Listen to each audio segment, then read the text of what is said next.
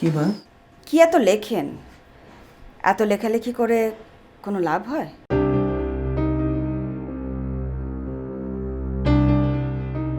আম্মা, আমরা একটু বাইরে যাচ্ছি। কোথায় যাচ্ছ? বরাপুর মেয়ে ঐশীর আজকে বার্থডে। তানভীর অফিস থেকে সরাসরি ওখানেই চলে যাবে। ও, এবেলা বুয়া এসে আর কি করবে? আমি বরং ওকে না করে দিই। চাবিটা নিয়ে যাচ্ছি মা। ঘরে কিছু গোছগাছ আছে, আপনি করে রাখবেন। আর কয়েকটা থালা বাসন আছে, দয়া করে ধুয়ে রাখবেন। আমি আর ফারহান একটু আগে ভাত খেয়েছি। ফ্রিজে ঠান্ডা ভাত আছে, আপনি একটু গরম করে একটা ডিম ভেজে খেয়ে নেবেন। ঠিক আছে ম্যাম, রাখুন। সময় দিতে যাবে না? সে কথা বলো। না দাদু, তোমরা যাও, আমি যাব না। বাই বাই দিদা। বাই।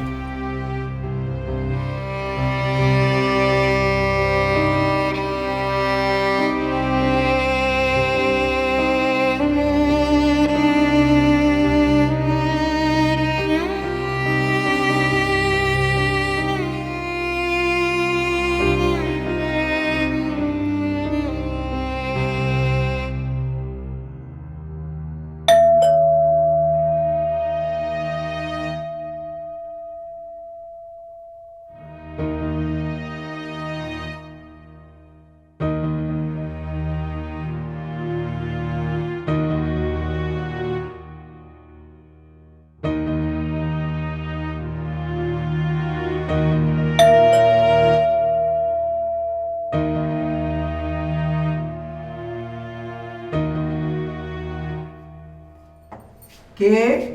আমি ডিশের বিল নিতে আসছি। দরজা বোধহয় বাইরে থেকে লক করা। আপনাদের ব্যাপার সবারই আজিব। ঘরে থাকবেন অথচ দরজা লক করে রাখেন। আজ তাহলে ফিরে যাবো। তুমি পরশু এসো বাবা, কাল তো বৌমার অফিস আছে, পরশু ছুটি। আচ্ছা, শুক্রবার দিন টাকা রেডি রেখেন, আমি এসে নিয়ে যাব। প্রতিদিন এত ঘোরাঘুরি করতে পারবো না।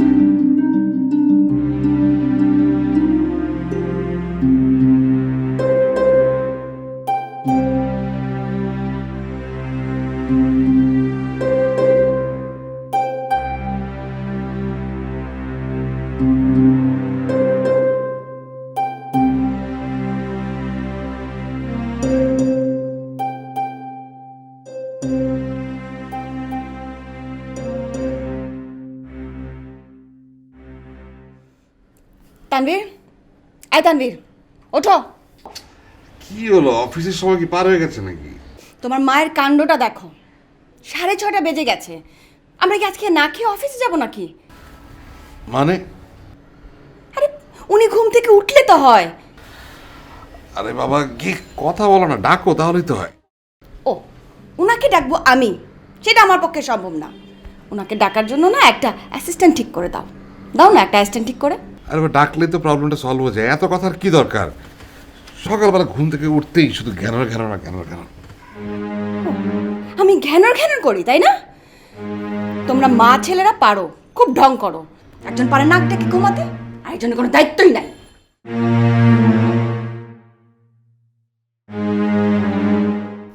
আম্মা, আম্মা, আম্মা ওঠেন, আম্মা ওঠেন। ও আল্লাহ, এ কি? কি ব্যাপার আম্মা, আপনার কি কাণ্ড জ্ঞান সব লোপ পেয়ে গেল নাকি?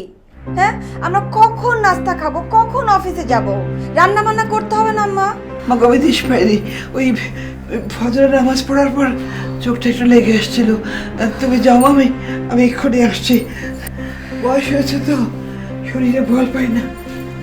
যাও মা। ও আল্লাহ।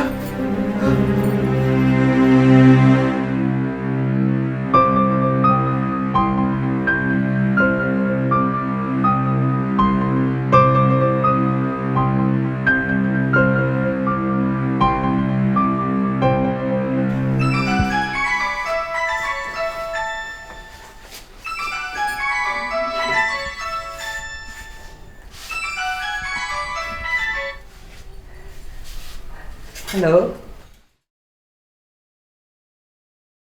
আসসালামু আলাইকুম আপা। ওয়ালাইকুম আসসালাম। আপা আমি ঝর্ণা, আমার নাম্বার সেভ করেননি? আমার বয়স হয়েছে বোন, মোবাইলের সব অপশন আমি বুঝি না। তুমি কেমন আছো? ভালো আছি আপা। আগামীকাল শিল্পকলায় চলে আসেন, একটা সাহিত্য আড্ডা আছে। আমি যেতে পারবো না বোন, কালকে আমার বৌমার অফিস আছে। বৌমাকে কিসের এত ভয় আপা? চলে আসেন তো, খুবই ভালো লাগবে। তুমি বুঝবে না, বাদ দাও সব। আপা জানেন, আমি গতকালকে চৈত্রী প্রকাশনীতে গিয়েছিলাম। আপনার লেখা একটা বই কিনেছি, নাম স্টেশন। কি চমৎকার লেখা আপা, এত সুন্দর করে লিখেন। আর উৎসর্গ করেছেন দেখলাম আপনার ছেলেকে। কি এমন ভালো লিখি বলো? আর ছেলেকে উৎসর্গ করবো না তো কাকে করব?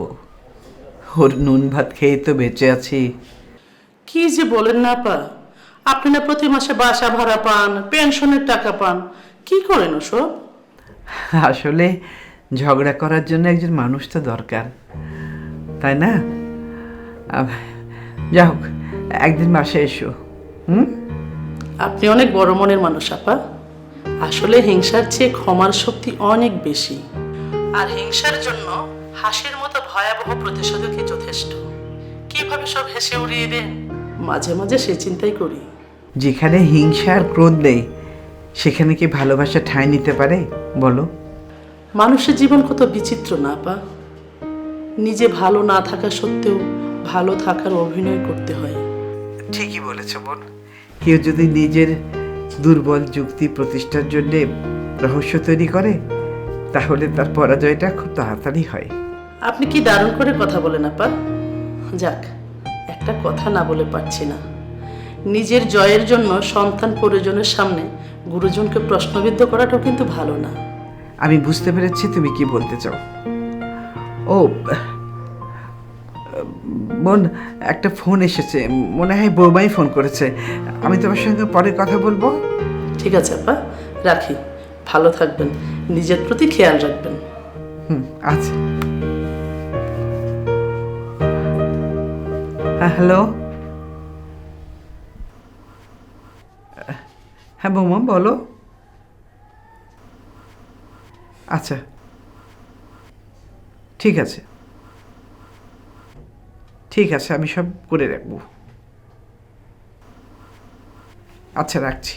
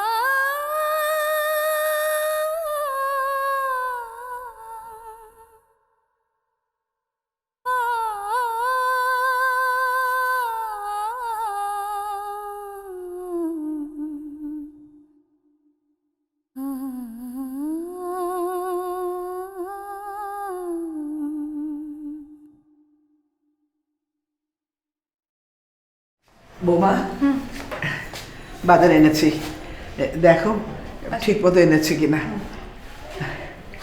নুডলস খাবে দিদা? না ভাইয়া, তুমি খাও। মুখের খাবার শেষ করো।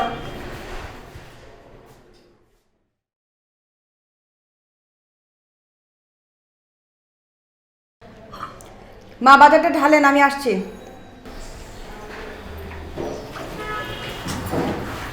আল্লাহ,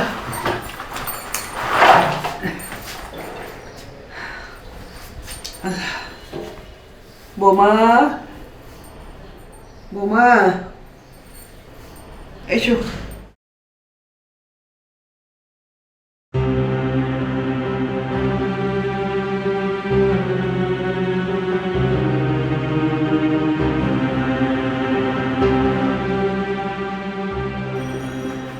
মা এগুলো কি মাছ এনেছেন আপনি?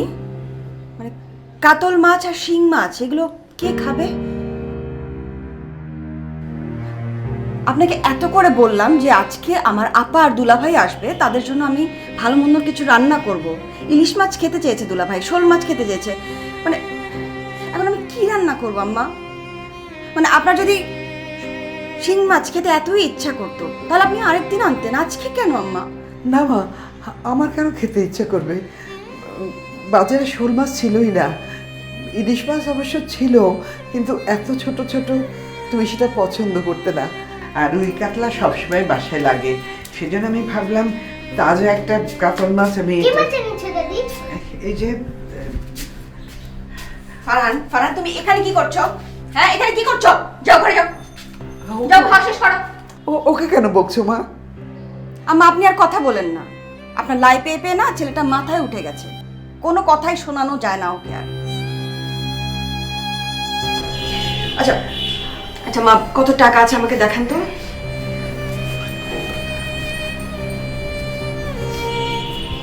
দেখি, এই কয় টাকা দিয়ে তো আর শোল মাছও হবে না, ইলিশ মাছও হবে না। আম্মা একটু কষ্ট করে আপনি সিএনজি করে ওই সামনে সুপার শপে যান, হ্যাঁ ওখানে গিয়ে অবশ্যই আপনি ইলিশ মাছও পাবেন, শোল মাছও পাবেন। একটু কষ্ট করে যান না আম্মা। এই টাকাটা রাখেন, আমি বাকি টাকা নিয়ে আসছি। নেন, ধরেন মা, একটু কষ্ট করে যান মা। মা মা টাকাটা ধরেন, হ্যাঁ সিএনজি করে যাবেন। হ্যাঁ মা, আমিও যাবো দিদার সঙ্গে। আমি একদিন বাবার সঙ্গে সুপার শপে গিয়েছিলাম, কত বড় বড় মাছ পাওয়া যায়। মা যান। হ্যাঁ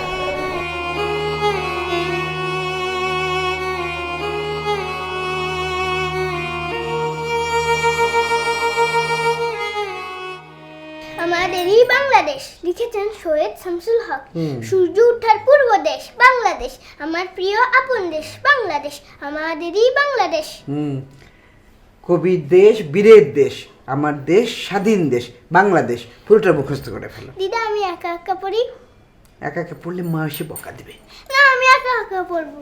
একা একা পড়বে, পুরোটা মুখস্থ করবে, আমি ততক্ষণ লিখে ফেলি। হ্যাঁ পড়ো। কবির দেশ, বীরের দেশ, আমার দেশ, স্বাধীন দেশ বাংলাদেশ, কবির দেশ, আমাদেরই বাংলাদেশ, ওঠার পূর্ব দেশ বাংলাদেশ, আমার প্রিয় আপন দেশ বাংলাদেশ, কবির দেশ, বীরের দেশ, আমার দেশ, বৃদ্ধাশ্রমের সূচনা হয়েছিল প্রাচীন চীনে। ছেলে মেয়ে দ্বারা নিগৃহীত বৃদ্ধাদের জন্য আশ্রয় কেন্দ্রের এই উদ্যোগ ছিল শান রাজবংশের। আমার প্রিয় আপন দেশ বাংলাদেশ, আমাদেরই বাংলাদেশ, কবির দেশ, বীরের দেশ, আমার দেশ, স্বাধীন দেশ, আমার প্রিয় আপন দেশ বাংলাদেশ, আমাদেরই বাংলাদেশ, কবির দেশ, বীরের দেশ বাংলাদেশ, সূর্য ওঠার পূর্ব দেশ বাংলাদেশ, আমার প্রিয় আপন দেশ বাংলাদেশ, আমাদেরই বাংলাদেশ, কবির দেশ, বীরের আমার কি কি হচ্ছে এসব? আম্মা কি একজন চিৎকার করে করে আবৃত্তি করেই যাচ্ছে আর আপনি লিখেই যাচ্ছেন? কি লিখছেন আম্মা এগুলো আপনি? বৃদ্ধাশ্রম নিয়ে কি লিখছেন? বৃদ্ধাশ্রমে যাবার ইচ্ছে হচ্ছে আপনার? আমি তো বৃদ্ধাশ্রমের ইতিহাস লিখছি। ও, আপনি লিখছেন বৃদ্ধাশ্রমের ইতিহাস? বাহ, দারুণ তো। তো হঠাৎ বৃদ্ধাশ্রম নিয়ে কাহিনী লিখবার ইচ্ছা হলো কেন আপনার? বলবেন দয়া করে। আপনার তো আম্মা সুখে থাকতে ভূতে কিলায়, শান্তিতে আছেন, দুবেলা খেতে পারছেন, আপনার ভালো লাগছে না তো? আপনার এখন যেতে হবে বৃদ্ধাশ্রমে। এই তানভীর, তানভীর শুনে যাও, দেখো না তোমার আম্মা কি শুরু করেছেন। উনি আমাদের সাথে থাকতে তো ওনার ভালো লাগছে না, ওনার এখন বৃদ্ধাশ্রমে যেতে হবে, ওখানে গিয়ে ওনার শান্তি হবে। কি বলছো বৌমা? আমি তো বৃদ্ধাশ্রমের ইতিহাস লিখছি। তোমাদের এই হাঁটু ভাঙা সমাজের যে চিন্তাধারা, তাতে তো মনে হচ্ছে আগামী দিনগুলোতে বৃদ্ধ বাবা মারা তাদের সন্তানের সাথে থাকতে পারবে না। সমান্তরালে চলতে থাকা রেল লাইনেও ফাটল থাকে আম্মা, আর সম্পর্ক। কি বলছো? আমি কিছুই বুঝতে পারছি না। আপনি তো কবি সাহিত্যিক মানুষ, মানে বুঝে নেন। আই মারান, আসো। এইভাবে পড়াশোনা হবে তোমার, তাই না? চলো।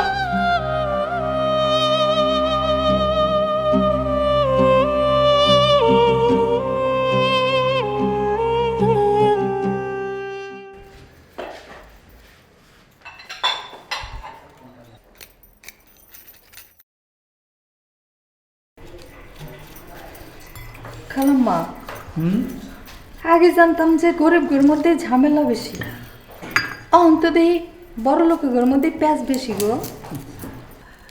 গরিব আর বড় লোক কি রে মা, ছেলে মেয়ের বিয়ে হয়ে গেলে তারা অন্যরকম হয়ে যায়। বড় ভুল করেছি কষ্ট করে ছেলে মেয়ে মানুষ করে। আচ্ছা খালাম্মা, আপনার না আরেকটা পোলা আর একটা মাইয়া আছে, হ্যাঁ না চলে যান না কেন? আপনি না করলেও আমি অনেক কিছু বুঝি গো খালাম্মা। বড় লোক ঘটনা বাড়ির বাইরে যায় না, আর আমগো গরিবের খবর হইল হাড়ের ভিতরে কাঁঠাল ভাঙার মতন, কিছু হইলে দুনিয়ার মানুষে জানে, আর এই জন্য গরিব গো বদনাম বেশি। তাড়াতাড়ি হাত চালা রহিমা, বৌমা আসতে বকাঝকা শুরু করবে। খালাম্মা, আপনি সারাদিন চুপচাপ বসে থাকেন, একটু কথা কইয়া মনটারে হালকা করেন। আপনি হ্যাঁ এত ডরান কেন? শুনছি আপনি মেলা শিক্ষিত, চাকরিও করছেন, টাকা পয়সা জমান নাই। ছেলেমেয়েরা যখন ছোট ছিল তখন ওদের বাবা মারা যায়। আমি তখন চাকরি করে যে কটা টাকা পেতাম আর বাড়ি ভাড়া থেকে যা পেতাম তাই দিয়ে ওদের কষ্ট করে মানুষ করেছি। কিন্তু আমি যখন রিটায়ার্ড করলাম তখন তানভীর ভার্সিটিতে পড়ে, ওই টাকাই তখন আর কুলাতে পারতাম না। তখন কি করেছি জানিস? বাড়ি বাড়ি গিয়ে শিক্ষকতা করেছি, সেলাই শিখিয়েছি, কত কষ্ট করে ওদের মানুষ করেছি।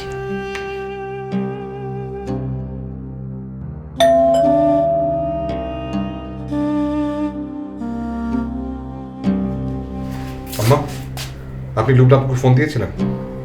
হ্যাঁ আপনি কি কানাডায় যেতে চান? হ্যাঁ। এখানে থাকতে আপনার কি সমস্যা হচ্ছে? না মানে মানে মানে করলে তো হবে না আম্মা, সমস্যাটা আমাকে বুঝতে হবে। অভিযোগ করে কোনো লাভ হয়েছে? লুকলামকে আপনাকে মুখের উপর সত্যি কথাটা বলতে পারিনি, তাই এখন আমাকে ফোন করে বললো সে আপনাকে কান্না নিতে চায় না। লুকলাম আর সত্যি কথাটা আপনাকে বলতে চায়নি।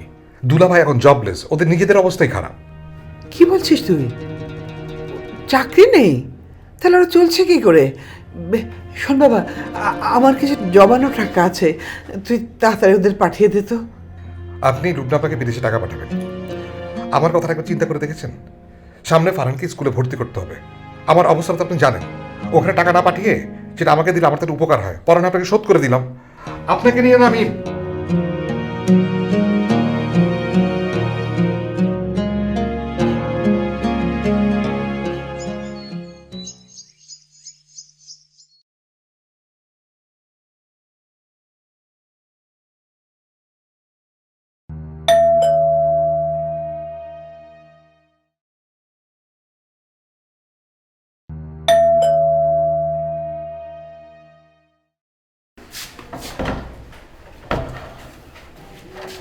আসছো?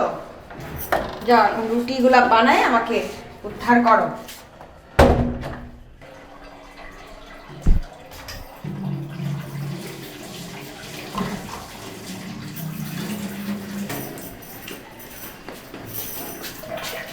রুটি দাও।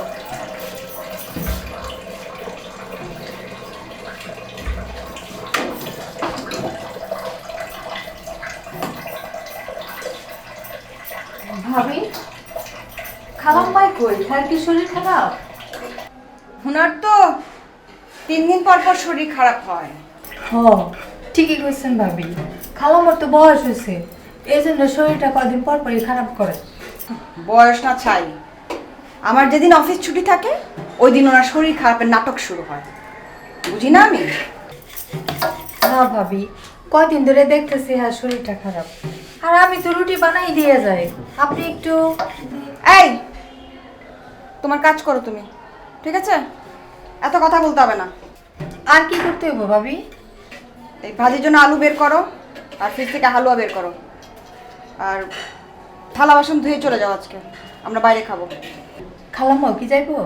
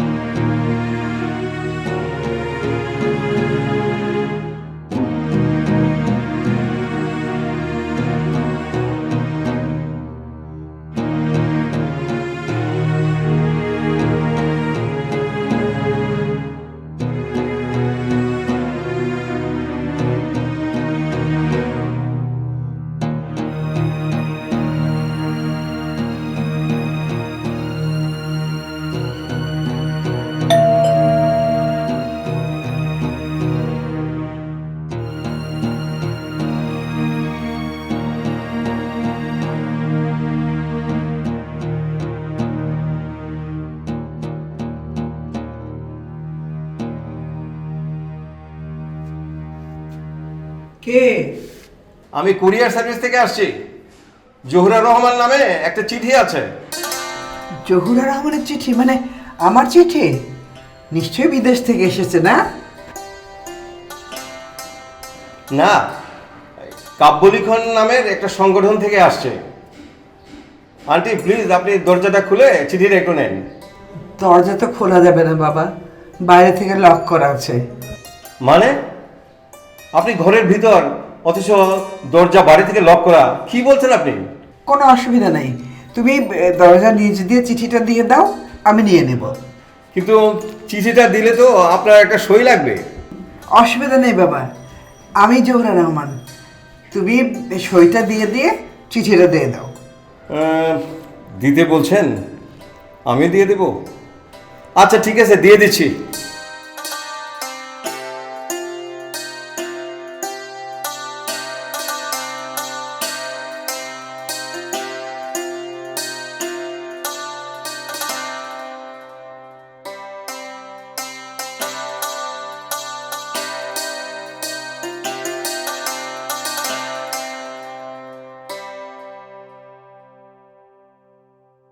দাদু, ভাত নিয়ে খেলতে হয় না, ভাত খাও।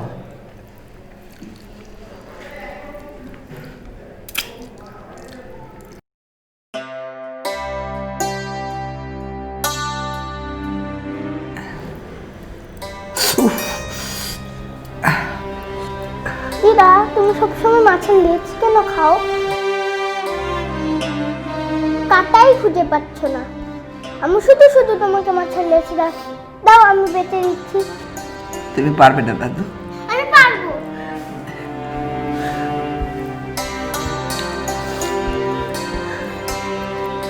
দিদা, দেখো কত বড় কাঁটা পেয়েছি। ওই কাঁটা তো আমিও দেখতে পাই, ছোট ছোট কাঁটাগুলো দেখতে পাই না। আচ্ছা, ওগুলো আমি বেঁচে দিচ্ছি। দেখি দেখি। ইস, কেন কাম বাঁচতে গেলে বলো তো? দেখি দেখি দেখি বাবা, দেখি। ও, এটা কি করলে দাদু? তোমার আম্মুর সাথে আমাকে বকবে। আমি শুধু শুধু তোমাকে বকতে আমার কষ্ট হয় দিদা। আমি আমাকে বলবো না দিদা।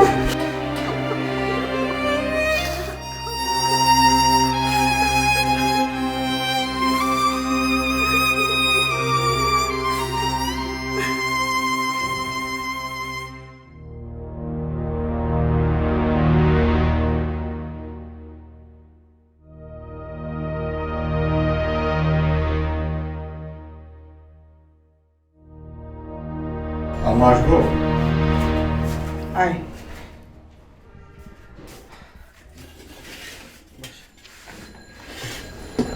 শরীর খারাপ নাকি আম্মা?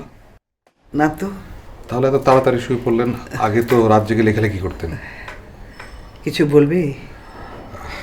জি আম্মা। বল। না মানে বলছিলাম যে এই বিল্ডিংটার ব্যাপারে বলছিলাম, যে এটা একটা বিল্ডার্স কোম্পানিকে দিতে চাচ্ছি। ওই আজিজ চাচাও সেদিন বলল, তাছাড়া বড় ভাইয়াও বলেছে। যে ছেলে মাসের পর মাস, বছরের পর বছর মায়ের খোঁজ খবর নেয় না, সে কি বললো না বলে তাতে তো আমার কিচ্ছু আসে যায় না। তার মানে আপনি? হ্যাঁ, আমি রাজি না। কয়েকদিন পর আমাদের এই ফ্ল্যাটটা দেখা যাবে না। আজিজ চাচার হাইরেস বিল্ডিং যেটা হবে সেটা আড়ালে ঢাকা পড়ে যাবে। কিন্তু বাবা, মাথা গোজার একটা ঠাঁই তো আমাদের আছে। আছে, কিন্তু সেটা বসবাসের যোগ্য না, পুরনো একটা বিল্ডিং। পুরনো জিনিস আজকাল কারোরই ভালো লাগে না, তাই না রে বাবা? পুরনো বাড়ি, পুরনো মা, পুরনো ফার্নিচার। অথচ তুই একদিন বলেছিলি শত পারফিউম আসবে যাবে, কিন্তু মায়ের আঁচলের পারফিউমের গন্ধ কোনোদিন যাবে না। হ্যাঁ বলেছিলাম, কিন্তু আমার জীবনটা না আপনার লেখা ওই উপন্যাসের কোনো পাতা না যে।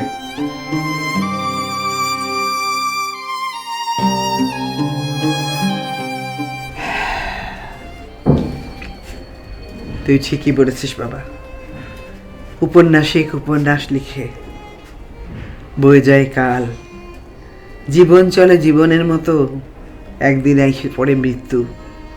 এই তো জীবন, এরই নাম জীবন।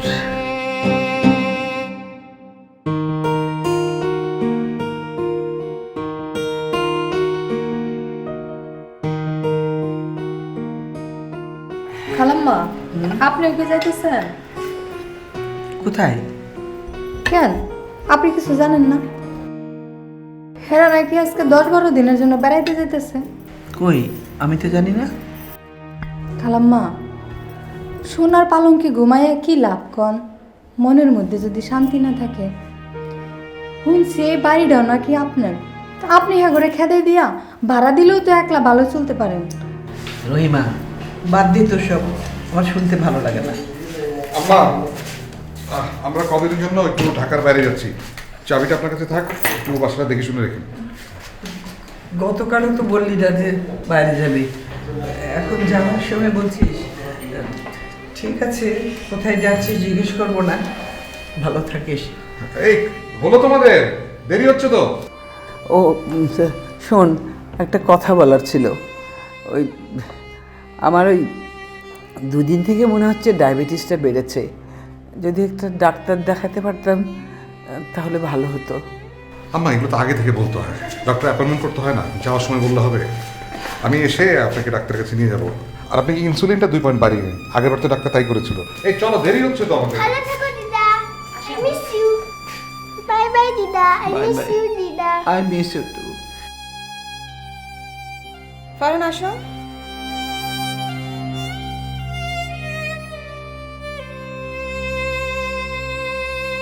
জীবন নামের রেলগাড়িটা আপনি কাঁদতেছেন খালাম্মা?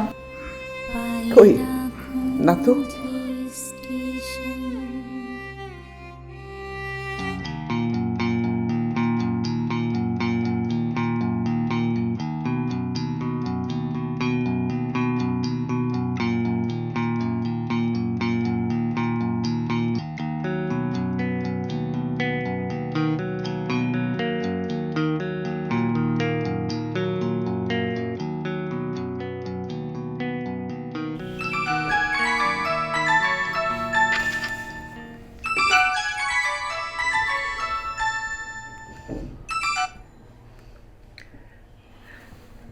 হ্যালো। হ্যাঁ হ্যালো মা, কেমন আছো? এই আছি একরকম। কি খবর বলো তো মা তোমার? তানভীর, আফরিন, ফারহান ওরা কেমন আছে সবাই? কি ব্যাপার মা, কথা বলছো না কেন? কি হয়েছে? তুমি কাঁদছো? কাঁদছো কেন? ওরা বাসায় নেই, বেড়াতে গেছে। ওরা কোথায় গেছে? কবে গেল? জানি না, আমাকে কিছু বলে যায়নি। ওই রহিমের কাছে শুনলাম ওরা নাকি বেড়াতে গেছে। কি আশ্চর্য, যাবার আগে একটু তোমাকে জানিয়ে যাবে না কোথায় যাচ্ছে? বাংলাদেশেও দেখি আজকাল কর্পোরেট ভালোবাসা চালু হয়ে গেছে। বাদ দাও ওসব কথা। আচ্ছা মা, তানভীর নাকি কোন অ্যাপার্টমেন্ট কোম্পানিকে ফ্ল্যাটটা দিতে চাচ্ছে, আমি শুনলাম তুমি নাকি না করে দিয়েছো। হ্যাঁ। এটা ঠিক না মা, ও একটা ফার্স্ট ক্লাস অফিসার, সমাজে ওর একটা স্ট্যাটাস আছে না? তাছাড়া সরকারি চাকরিতে বেতনই বা কত? মা তুমি নিজেও তো সরকারি চাকরি করেছো না? তুমি বলো কত টাকা বেতন পায় ওরা? আর তাছাড়া এই বয়সে সুকাল্লাদ করবে না কোন বয়সে গিয়ে করবে, তাই না? তাই বলে তোর বাবার শেষ স্মৃতিটুকু। আহ মা, আলটিমেটলি ওগুলি তো সব আমাদেরই হবে, তাই না? তুমি দেখে এত শিক্ষিত হয়েও সেকেলে কথাবার্তা বলছো, বুঝতে পেরেছো মা? তুমি সারাটা জীবন কুয়োর ব্যাঙেই রয়ে গেলে, আর ওই কুয়োটাকেই নিজের জগৎ মনে করছো মা। মা তুমি কান্নাকাটি করো না, আমার কথাটা একটু মনোযোগ দিয়ে শোনো। আচ্ছা দেখো মা, তোমার তো কাউকে না কাউকে জীবনে অবলম্বন হিসেবে লাগবে, কি লাগবে না?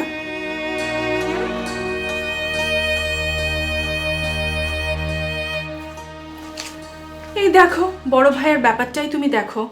বড় ভাইয়া তখন তোমাকে এত করে বলল, মা তুমি বাড়িটা বিক্রি করে কিছু টাকা আমাকে দাও না, তখনও তুমি দিলে না। তারপর কি হলো? বড় ভাইয়া তার শ্বশুরের কাছে গিয়ে হাত পেতে টাকা নিয়ে বিদেশে গেল, আর সেজন্যই হয়তো রাগ করে তোমার সাথে সে যোগাযোগ রাখছে না। Very normal. ওইটুকুই তো আমার সম্বন্ধে। আমি কি তোদের কোনো আশা পূরণ করিনি? লেখাপড়া শেখাইনি, শিক্ষকতা করে সেলাই করে যেভাবে হোক কষ্ট করে তোদের মানুষ করিনি আমি? তোদের কোনো কিছু আমি অপূর্ণ রেখেছি? লুবনা, কি যাতা বলছো? আমার বয়স হয়েছে, সে যেভাবে চায় সেভাবেই হবে। ফোনটা আমাকে দাও তো, আমি কথা বলবো। আসসালামু আলাইকুম আম্মা। ওয়ালাইকুম আসসালাম। ভালো আছি বাবা? আমার ভালো আছি। আমার শুনুন, আপনি কারো কথায় কোনো কান দেবেন না। আপনার অ্যাপার্টমেন্ট যেমন আছে তেমনই থাকবে। কোনো সমস্যা হলে আমাকে বলবেন। ঠিক আছে বাবা। আম্মা, আপনি শরীরের প্রতি খেয়াল রাখবেন। আচ্ছা বাবা। জি আম্মা।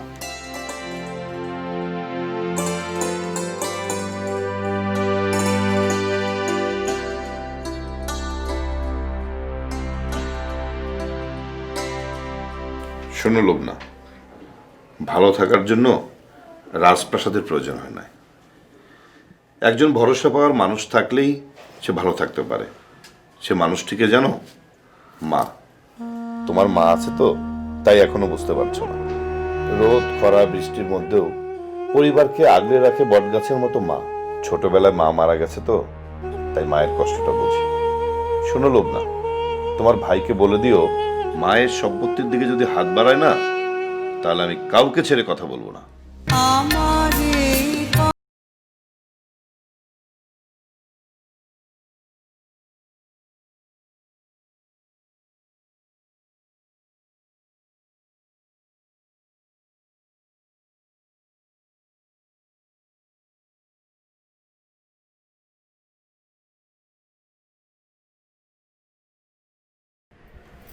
জানো রহিমা, আজকে আমার কি মনে হচ্ছে?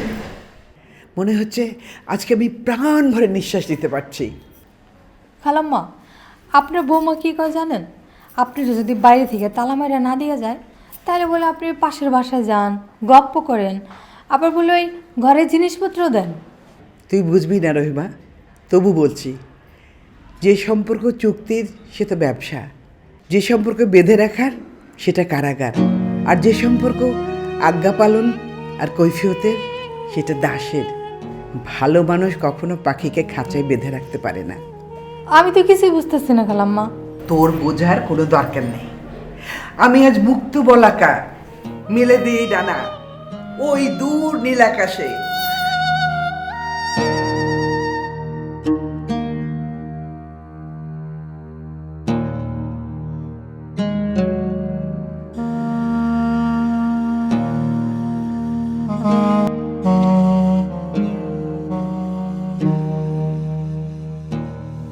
কি ব্যাপার, তোমার কি মন খারাপ? হঠাৎ করে আমার কথা মনে পড়ছে। আচ্ছা, তোমার ভাই কি করে এই কাজটি করতে পারলো? তোমরা মানুষ না অন্য কোনো প্রজাতি? একজন বৃদ্ধা মাকে এরকম একা একা বাড়িতে ফেলে রেখে চলে গেল। উফ, আমি ভাবতেই পারছি না। সত্যি তানভীরের না একদম কোনো আক্কেল জ্ঞান নেই। আর ওর বউটা একদম কি বলবো, মানে ও তো জানো এরকম ছিল না। ও মা ছাড়া কিন্তু কিছুই বুঝতো না। লোবনা, আমি যখন স্কুলে পড়ি তখন আমার বয়স 9 বা 10। আমার মা আমাকে স্কুলে নিয়ে যাচ্ছিল, পাশ দিয়ে একটি ট্রাক যাচ্ছিল। মা আমাকে ধাক্কা মেরে ফেলে দেয়, আমি জ্ঞান হারিয়ে ফেলি। জ্ঞান ফেরার পরে জানতে পারি আমার মায়ের উপর দিয়ে ট্রাকটি চলে গেছে। তারপরে আমি আমার মাকে আর ফিরে পাইনি। প্লিজ তুমি আর কষ্ট পেও না। আমি জানি, জানো তুমি আজ আমার চোখের পর্দা খুলে দিয়েছ। মাকে আমি অনেক কষ্ট দিয়েছি, কিন্তু এখন থেকে আর মাকে কোনো কষ্ট পেতে দিব না। মার যত্ন নিব, সব সময় মায়ের পাশে থাকবো। লোবনা, দুনিয়াটা কদিনের বলো? এখন চোখ বন্ধ করলেই সব শেষ। অথচ আমরা পরিবার পরিজন, বাবা মা ভাই বোন আত্মীয় স্বজন রেখে টাকা রোজগারের জন্য দিনের পর দিন বাইরে থাকি। অর্থের কাছে কি ভালোবাসার কোনো মূল্য নেই?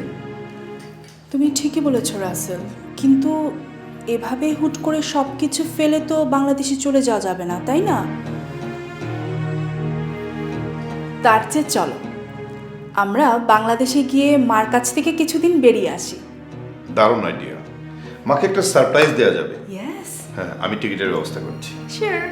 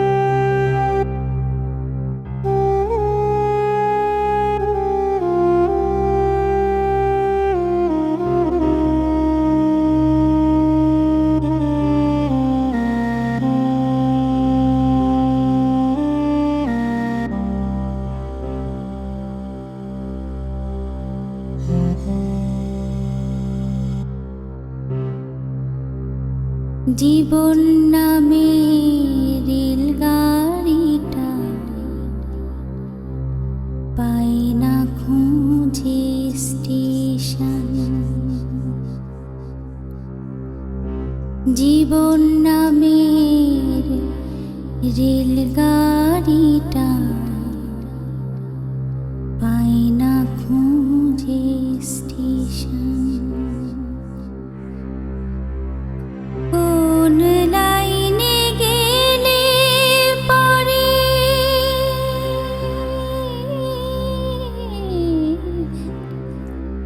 কোন লাইনে গেলে পরে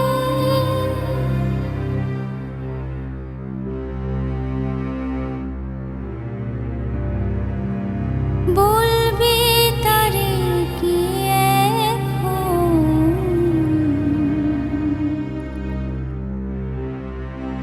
কোন লাইনে গেলে পরে বলবে তারে কি এখন জীবন নামে রেলগাড়িটা পাই না খুঁজে স্টেশন। জীবন নামে রেলগাড়িটা পাই না খুঁজে স্টেশন।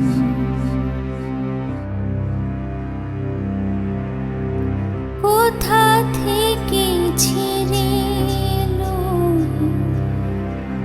যেতে হবে কত দূর, কোনখানে তার শেষ ঠিকানা, কোনখানে তার অচিন্ত। কোথা থেকে ছেড়ে এলো যেতে হবে কত দূর, কোনখানে তার শেষ ঠিকানা, কোনখানে তার অচিন্ত। কবে হবে লাইন ক্লিয়ার,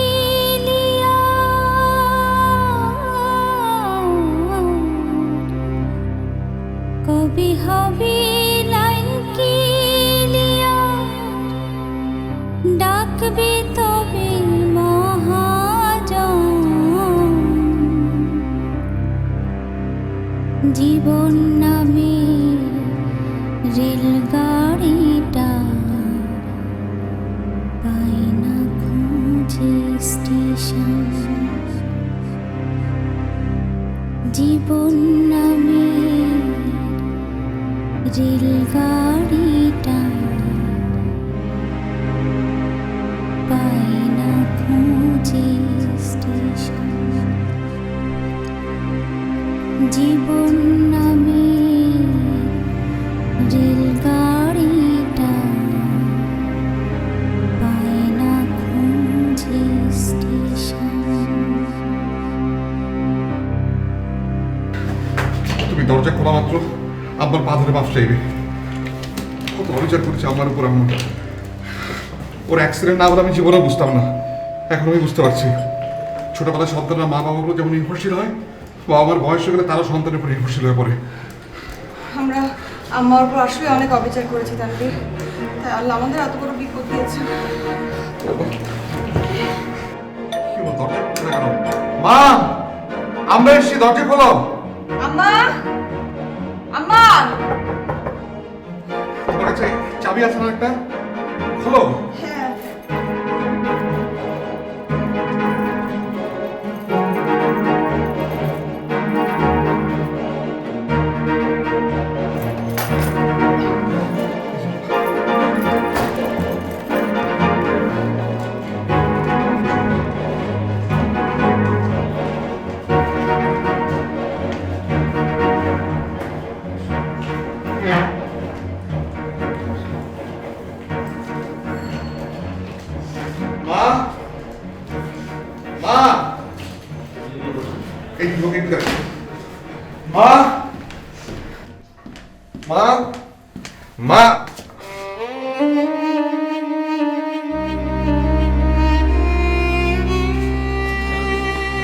মা,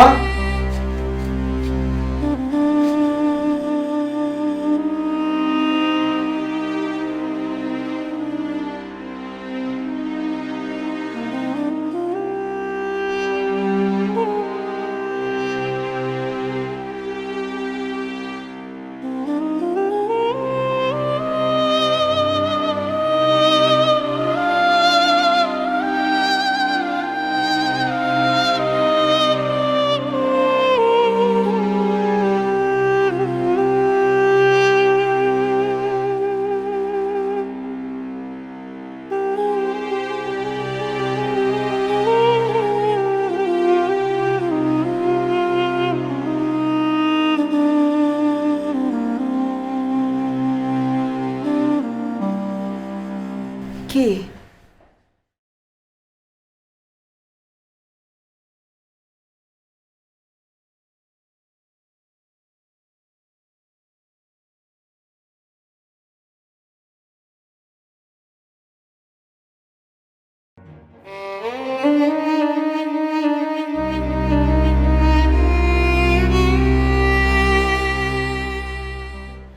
জিডি করলা, কি বললো পুলিশ?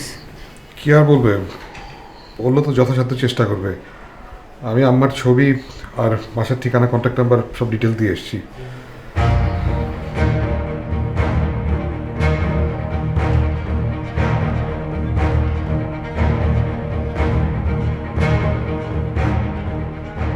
আমরা তো কয়েকদিনের জন্য ঢাকার বাইরে গিয়েছিলাম, ফিরে এসে দেখি মা নেই। হ্যাঁ, একটা চিঠি লিখে গেছে। আচ্ছা, টেনশন করিস না, আমি দেখছি, আমি জানাবো তোকে। হ্যাঁ, বাসায় ঢুকে তো দেখি আম্মা নাই, মানে কিছুই তো বলে যায় নাই, শুধু একটা চিঠি লিখে বাসা থেকে বের হয়ে গেছে। ফেসবুকে একটা স্ট্যাটাস দিবা নাকি? ফেসবুকে? হ্যাঁ, স্ট্যাটাস দিয়ে দাও। তো মানুষজন কি মনে করবে? না, যা খুশি মনে করুক। মার ছবিটা দিও।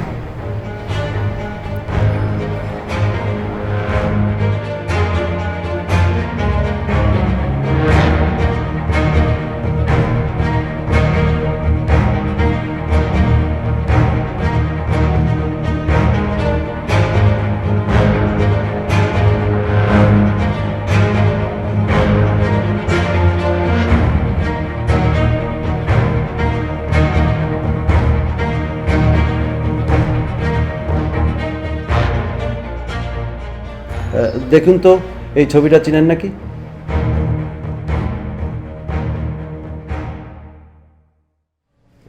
এটা তো আমার মায়ের ছবি। আপনি এটা কোথায় পেলেন? সরি, উনি আর নেই। নেই মানে কি বলছেন আপনি? গত পরশুদিন উনি রোড অ্যাক্সিডেন্টে মারা গেছেন। ওনার কোনো আপনজন না পাওয়ায় ওনাকে বেওয়ারিশ লাশ হিসেবে দাফন করা হয়েছে। আমি বিশ্বাস করি না, আমি বিশ্বাস করি না। যে গাড়িটা অ্যাক্সিডেন্ট হয়েছিল, আজকে সেই গাড়িটা উদ্ধার করা হয়েছে। দুর্ঘটনার পরপরই ব্যাগটা একটা শিক্ষিত চোর নিয়ে পালিয়েছিল। সে আজকে সেই ব্যাগটা থানায় জমা দিয়ে গেছে। সে বলেছে সে নেশা টেশা কিছু একটা করে, তাই মাঝে মাঝে সে চুরিও করে। রাত্রেবেলা ব্যাগ খুলে সে 2টি বই দেখতে পায়, যার মধ্যে একটি উপন্যাস, নাম স্টেশন। রাত জেগে সে বইটি পড়েছে, আর সে ভেবেছে একজন লেখিকা তার জীবনে এরকম ঘটতে পারে।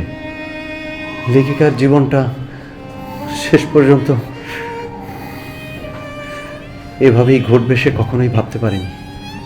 বইটি পড়ার পর থেকেই তার মধ্যে এক ধরনের কষ্টবোধ এবং আত্ম উপলব্ধি কাজ করেছে। সে ভেবেছে সে ওই পথ ছেড়ে দিবে, তাই সে থানায় ব্যাগ এবং মোবাইল জমা দিয়ে যায়। মোবাইলের ডায়াল লিস্টে দেখি ঝর্ণা নামে একজন মহিলার নাম্বার। সেই নাম্বারে ফোন করে আপনাদের বাসার অ্যাড্রেসটা আমি পেয়েছি। আপনারা কি স্টেশন উপন্যাসটা পড়েছেন?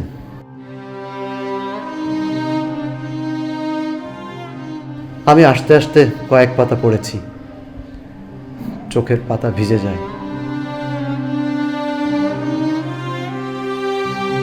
কি আশ্চর্য দেখুন, একজন লেখিকা হয়েও তিনি কি জানতেন যে তার জীবনের শেষ ঠিকানা হবে, তার জীবনের শেষ স্টেশনটা হবে কোনো অজানা জায়গা। জীবন নামে রেলগাড়িটা পাই না খুঁজে স্টেশন। জীবন